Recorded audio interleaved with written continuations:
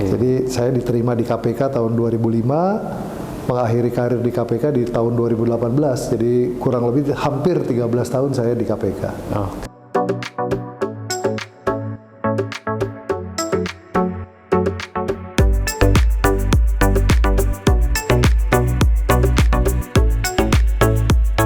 Assalamualaikum warahmatullahi wabarakatuh.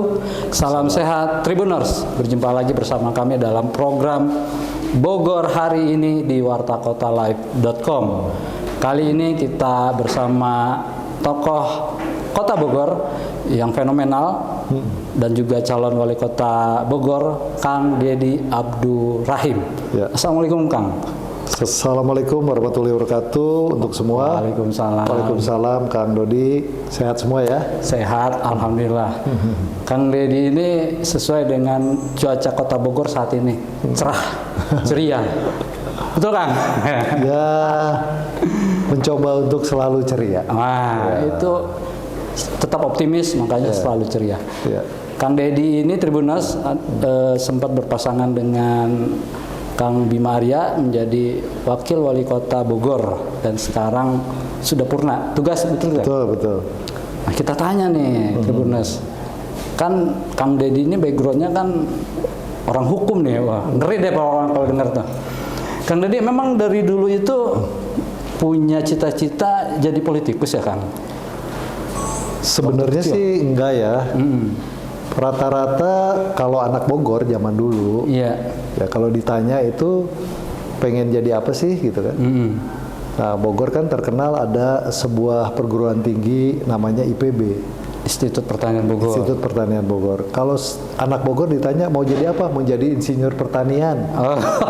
Itu standar anak Bogor tuh. Oke. Tapi saya kebetulan waktu itu ya, sejak kecil saya kenal seorang sosok namanya Pak Tony Sugiarto. Oke. Ya, dia adalah polisi. Oh. Polisi kasep, gagah ya, berprestasi. Jadi karena saya suka melihat beliau, jadi saya punya cita-cita kurang lebih, saya kalau udah besar mau jadi polisi aja. Oh. Tapi tahu nggak Pak Tony Sugiarto itu siapa? Itu dia Tribuners, kita kan belum lahir. Kira-kira siapa tuh Kang? Pak Tony Sugiarto itu ayahnya Kang Bima. Oh, ayahnya Kang Bima. Iya, jadi saya mengenal beliau sejak kecil. Oke. Kebetulan sahabat ayah saya, jadi kita sudah tahulah dari kecil ya. Waktu beliau jadi kepala polisi di mana, Kapolres di mana, jadi kita ngikutin. Makanya kalau ditanya cita-cita dulu saya jadi apa? Jadi polisi dulu karena melihat beliau. Wah, keren ya. Jadi memberantas kejahatan ya. tindak kejahatan. Tapi kesampaian tuh enggak Kang? Saya tidak sempat ya, artinya gini, saya sempat mengikuti proses penerimaan. Kalau zaman dulu tuh akabri kepolisian ya. Iya. Hanya sampai Bandung lah. Oh. Sampai di Pantuhir berarti. Belum sampai Pantuhir, baru sampai di Rindam. Oh, Rindam. Rindam di Kodam Siliwangi. Oke. Ya tidak nasibnya jadi polisi kan gitu kan. Berarti apa yang diangan-angankan Kang Deddy itu sudah lalu ya diproses, dilakukan gitu ya? Ya paling tidak setelah itu kan saya jadi anggota KPK. Oh iya. Masih berhubungan ya? Ya paling tidak ya sedikit mirip lah ya. Iya. 13 tahun saya di KPK, ya kegiatannya tentu mirip-mirip dengan tugas-tugas kepolisian lah. Oke. Kang Deddy kan namanya dulu pasti orang tua gitu kan ingin melihat anak-anaknya sukses gitu kan. Emang orang tua dulu mengharapkan Kang Deddy jadi apa? Orang tua saya nggak terlalu banyak nuntut ya. Iya. Mereka itu orang-orang yang realistis. Hanya pesan ibu bapak saya itu selalu sekolah aja yang benar kan gitu kan, sekolah yang setinggi-tingginya. Oke. Jadi itu yang membekali saya untuk bersemangat menuntut ilmu. Oke. Alhamdulillah sejauh ini saya melalui proses pendidikan di Bogor ya. Kemudian setelah itu ya tadi saya menuntut ilmu di perguruan tinggi, S1 saya di ITB, S2 saya di UI. Oke. Jadi ya itu pesan dari kedua orang tua saya, insya Allah sampai dan saya laksanakan, dan mudah-mudahan itu menjadi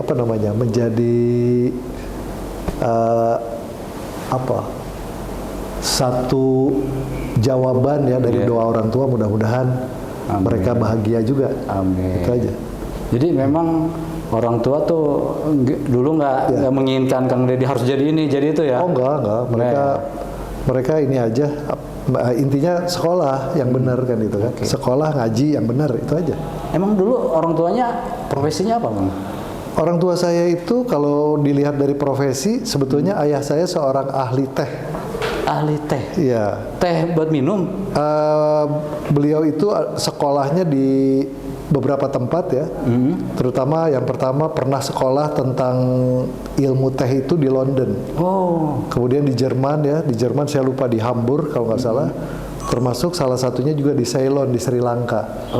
Nah, jadi beliau memang karena kakek saya adalah pemilik perkebunan teh. Oh gitu. Ya. Kemudian ayah saya meneruskan usaha di bidang eksportir teh kan gitu kan. Maka beliau bersekolahnya pun di bidang ilmu tentang teh di beberapa tempat. Ini ahli teh nih berarti Kang Deddy ini. Tapi bukan teh manggil orang itu. Kang Deddy enggak ada niat ingin meneruskan ilmu yang dimiliki orang tua? Ya sudah jauh lah ya. Artinya saya kan, apalagi kan Bogor kan dekat dengan puncak, banyak kebun teh gitu. Oh enggak ya. Orang tua saya memberikan kebebasan pada saat itu. Yang penting tadi sekolah setinggi-tingginya, kemudian tentu bekerja di tempat yang baik. Saya sempat bekerja di beberapa perusahaan, pernah juga di Astra Mobil ya, di grup Astra Mobil pernah. Kemudian ya terakhir di KPK sebelum ke Kota Bogor. Itu pun tentu tidak lepas dari pengalaman dan ilmu yang saya miliki. Jadi saya diterima di KPK tahun 2005, mengakhiri karir di KPK di tahun 2018. Jadi kurang lebih hampir 13 tahun saya di KPK. Ya. Tribuners, karena kita kebetulan nih ketemu dengan anaknya yang ahli teh. Mungkin Kang Deddy tahu nih ilmunya nih. Kalau teh yang enak itu seperti apa sih? Teh itu tergantung selera. Tapi yang pasti begini, teh itu ada dua jenis ya. Teh hijau ya, kemudian teh hitam. Waduh. Gitu. Ada teh hitam ya? Iya, teh hitam lah. Teh yang biasa kita konsumsi kan hitam. Ada lagi teh hijau kan? Iya. Nah, teh hijau itu biasanya identik dengan negara-negara di Asia Timur. Tapi kalau teh hitam itu identik dengan negara-negara di Asia Tengah, Timur Tengah, dan sebagian Asia Tenggara. Nah, jadi kalau dibilang yang enak, kalau saya lebih suka teh model Inggris. Jadi teh model Inggris itu ada namanya breakfast tea. Ya, teh hitam ya. Teh hitam ya. Berarti yang ada di Indonesia saat ini di Kota Bogor juga ada? Banyak ya. Banyak yang dijual di sasetan. Bukan saset. Ya di kertas dalam, itu ya. Kertas ya, di dalam bungkus kertas itu kan teh hitam rata-rata. Nah, cuman kalau model Inggris yang kedua itu teh dikasih susu kental manis.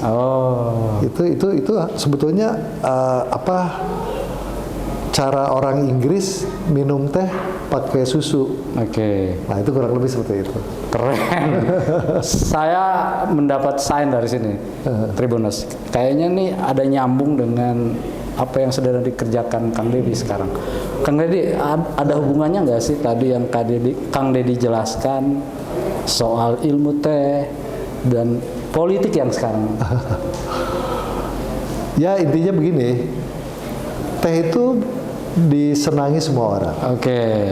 Hampir semua orang Indonesia pasti minumnya teh. Nah, soal mereknya macam-macam, tapi ramuannya sama kan? Ramuannya kalau teh itu nggak boleh terlalu kental, nggak boleh terlalu encer.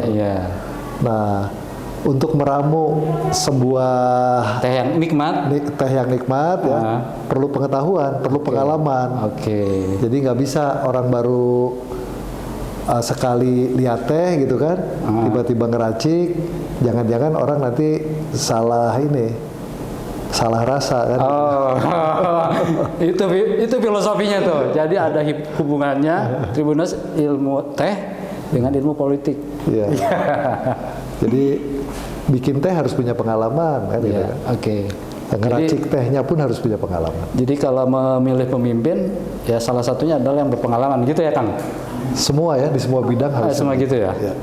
Punya pengalaman, Ya. mampu meracik, Ya. menjadi keberagaman mungkin gitu ya? Ya, jadi punya background lah, punya Background ya? punya track record ya, punya ya tadi punya latar belakang, punya pengalaman, punya hasil nyata. Oke. Ya, siapa Itu teh yang nikmat, betul ya?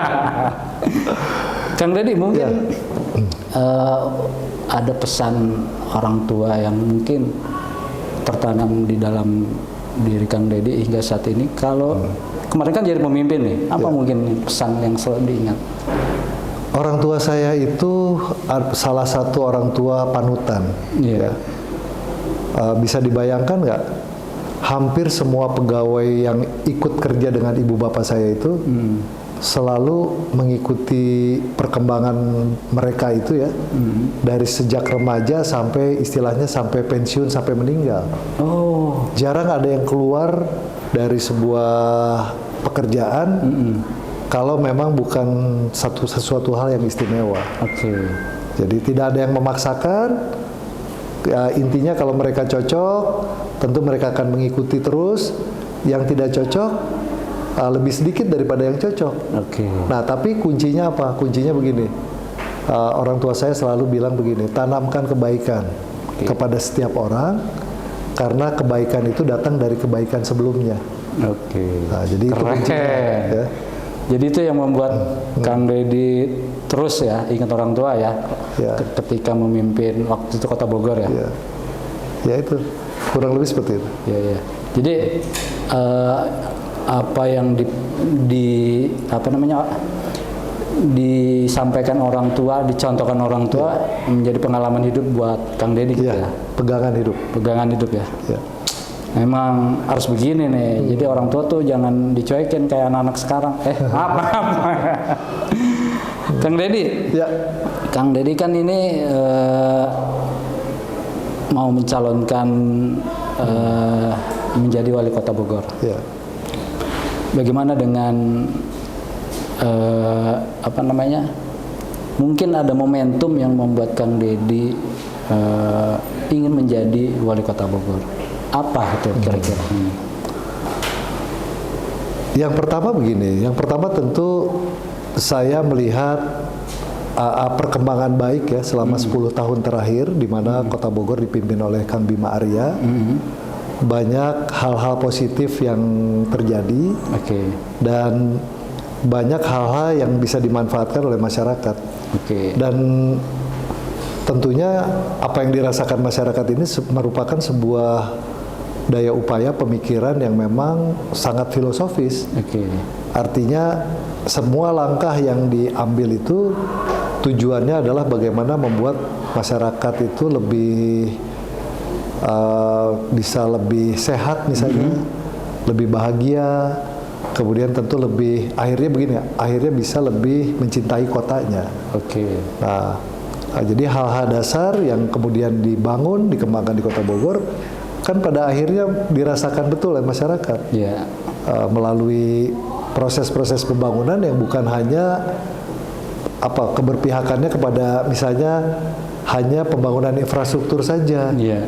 tetapi juga bagaimana membangun kultur, membangun manusianya. Nah itu kan selama 10 tahun ini terjadi.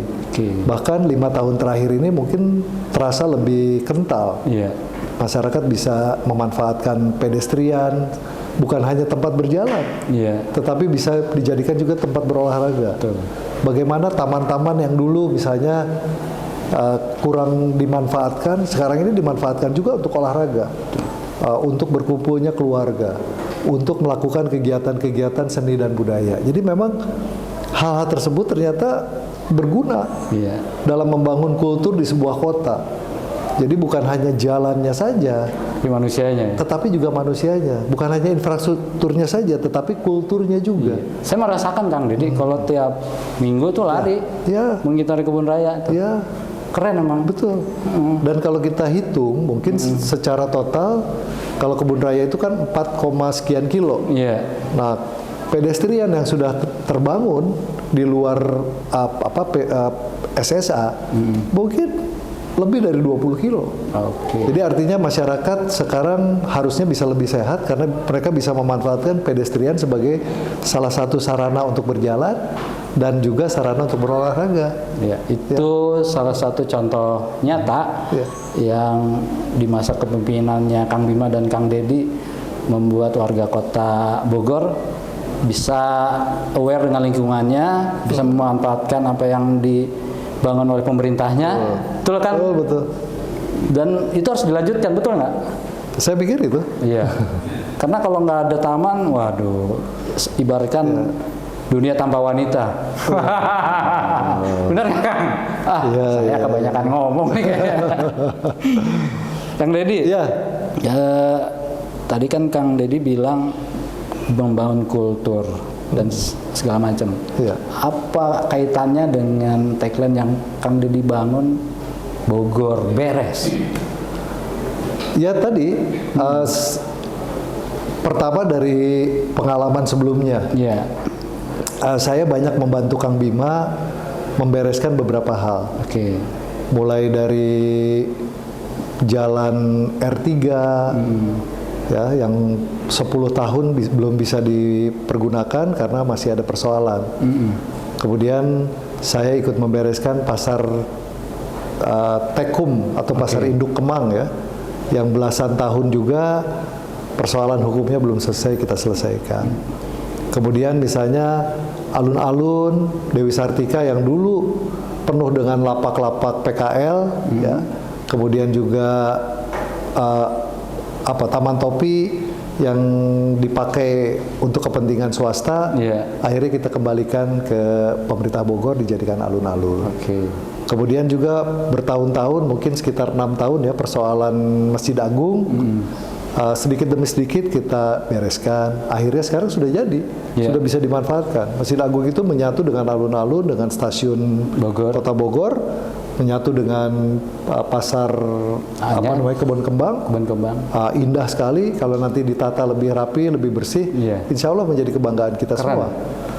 Belum lagi misalnya Jalan Surya Kencana, Jalan Roda, Jalan Pedati, Jalan Lawang Seketeng. Belum lagi misalnya beberapa titik-titik PKL yang dulu belum pernah terselesaikan di Jalan Siliwangi, kemudian di Warung Jambu, kemudian di mana? Di beberapa titik lah Iya. di seluruh Bogor.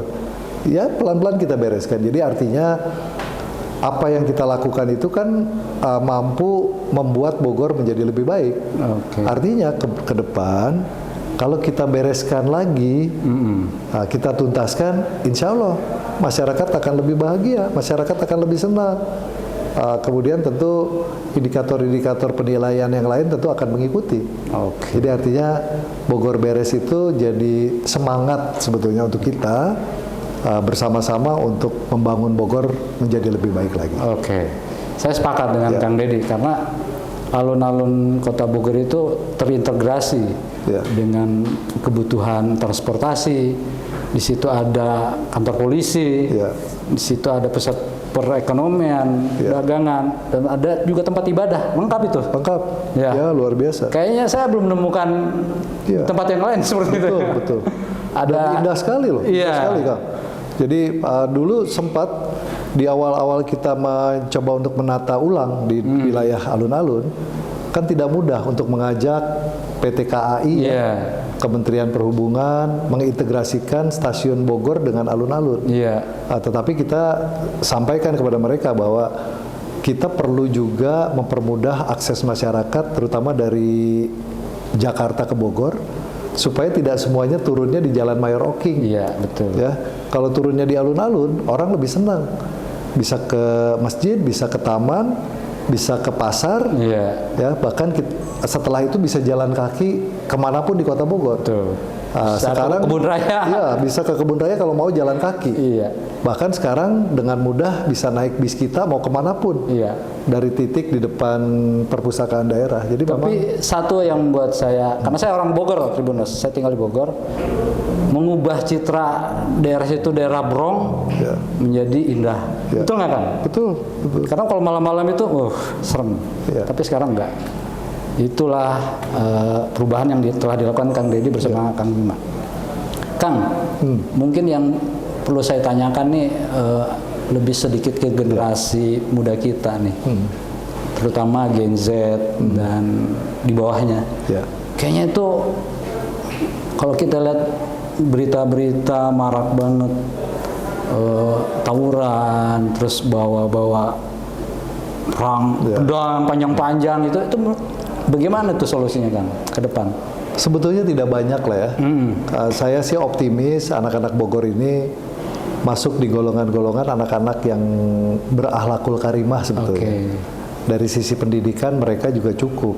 Oke. Ya, tetapi kadang-kadang memang pengaruh-pengaruh media sosial dan juga mungkin ada kepentingan-kepentingan ekonomi tertentu ya. Karena pernah saya mengikuti dengan Kang Bima, ternyata sebuah tawuran itu terjadi karena unsur misalnya ada orang yang punya pekerjaan jual celurit kan gitu. Iya. Yang satu jual celurit, satu lagi jual isim misalnya. Iya.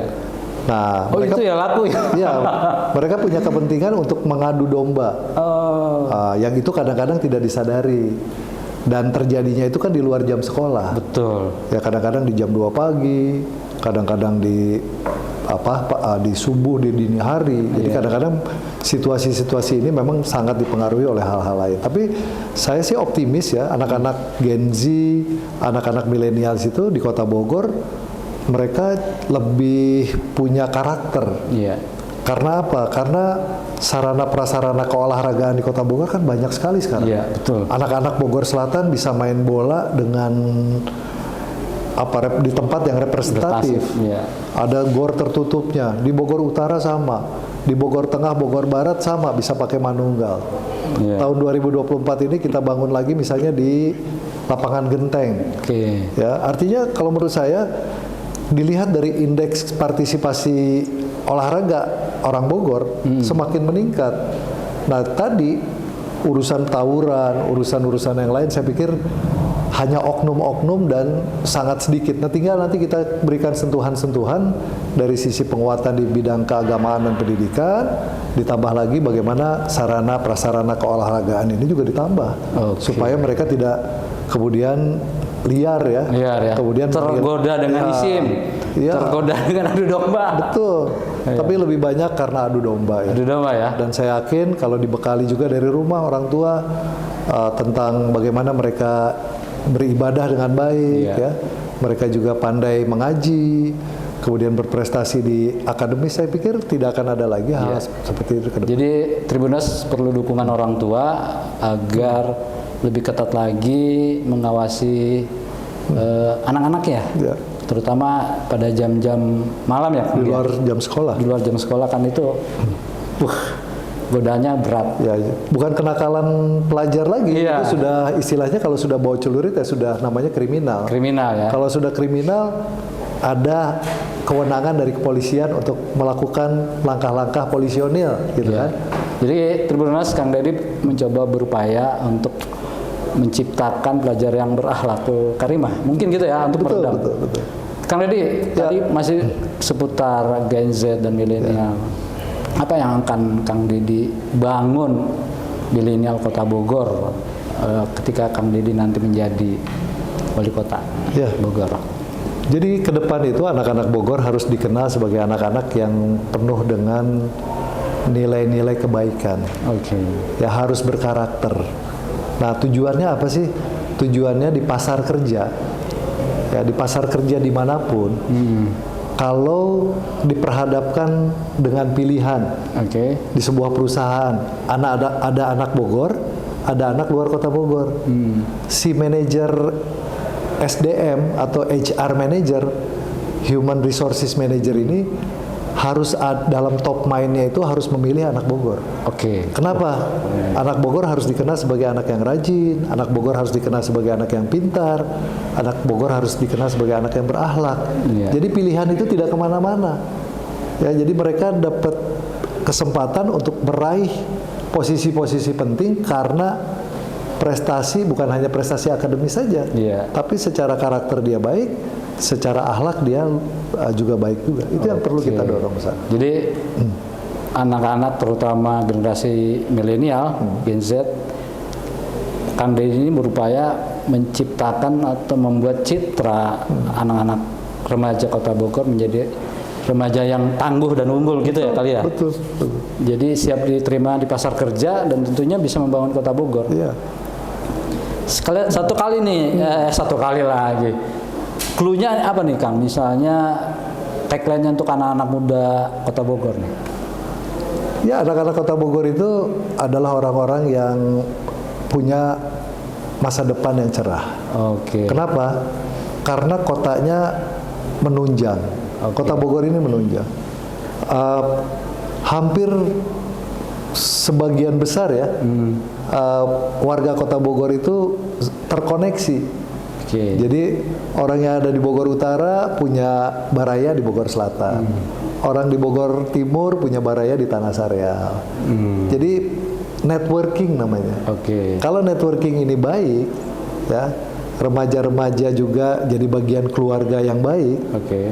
Tadi mereka akan menjadi orang-orang unggul yang bukan hanya membanggakan keluarganya, tetapi akan membanggakan Indonesia juga. Oke. Bogor muda, Bogor untuk semua. Iya. Betul Kang? Betul. Oh. Satu lagi nih Kang. Apalagi? Satu mulu nih, jangan nomor 1. Kang, Ya. gimana nih dukungan orang tua atau keluarga nanti? Apakah takutnya kan cemburu nih? Nih Kang Deddy keluarga nih nggak perhatian nih gini. Gimana dukungan orang keluarga? Kalau keluarga saya kan anak saya cuma 2 kan. Iya. Yang pertama sudah nikah, kemudian tinggalnya di Rotterdam di Belanda. Oh. Punya anak 1, jadi saya punya cucu 1 di Rotterdam. Oke. Suaminya atau mantu saya itu kan kerja di sebuah perusahaan Big Five untuk auditors ya, Iya. namanya PricewaterhouseCoopers. Oh. Jadi kalau dilihat dari apa namanya tuntutan keluarga, ya mereka sudah dewasa, sudah punya kehidupan. Oke. Anak saya yang kedua sudah bekerja di BUMN di Jakarta. Oke. Jadi artinya kalau kehidupan sehari-hari saya tinggal berdua sama istri. Jadi Honeymoon terus dong. ya, jadi ya tadi kalau kita bicara apa namanya tuntutan keluarga, saya pikir istri juga mendukung, Oke. ya anak-anak juga mendukung, dan insya Allah tidak ada beban. Artinya kita sama-sama bisa mendorong, ya saling mendukung, saling mensupport Iya. untuk kebaikan-kebaikan. Oke. Jadi tidak ada kendala, tidak ada halangan. Insya Allah semua lingkungan juga tentu punya harapan yang sama lah, bisa saling mendukung. Jadi Tribuners, Kang Deddy ini akan, kalau kata saya, mewakafkan dirinya untuk Kota Bogor. Karena udah tanggungannya udah berkurang nih. Tribuners, jangan kemana-mana, tetap di program Bogor hari ini. Ke depan nanti akan tayang di podcast kami. Terima kasih. Assalamualaikum warahmatullahi wabarakatuh. Kang Deddy, terima kasih banyak. Waalaikumsalam warahmatullahi wabarakatuh. Jangan lupa subscribe ya.